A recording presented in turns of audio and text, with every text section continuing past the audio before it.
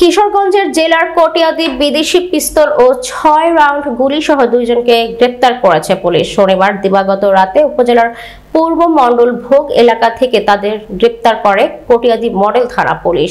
Police জানায়, গোপন সংবাদের ভিত্তিতে গ্রেফতারি পরোয়ানাভুক্ত পলাতক আসামি শরীফ মিয়ার বাড়িতে অভিযান চালিয়ে থাকে ও তার সহযোগী মনির হোসেন নামে আরেক ব্যক্তিকে গ্রেফতার করে পুলিশ।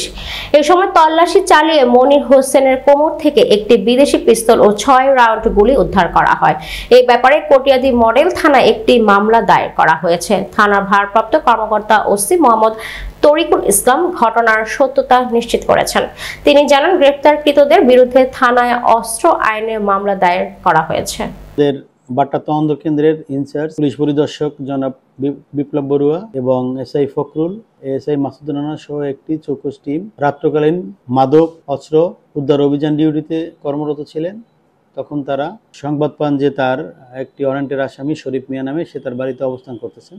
উক্ত সংবাদের ভিত্তিতে তারা শরীফের বাড়িতে অভিযান পরিচালনা করেন এবং অভিযান পরিচালনাকালীন করার সময় শরীফ সহ অপর আসামি মনিরকে গ্রেপ্তার করেন এবং মনিরের দেহ তল্লাশি করে একটি বিদেশি পিস্তল এবং একটি ম্যাগজিন সহ ৬ রাউন্ড গুলি উদ্ধার করেন।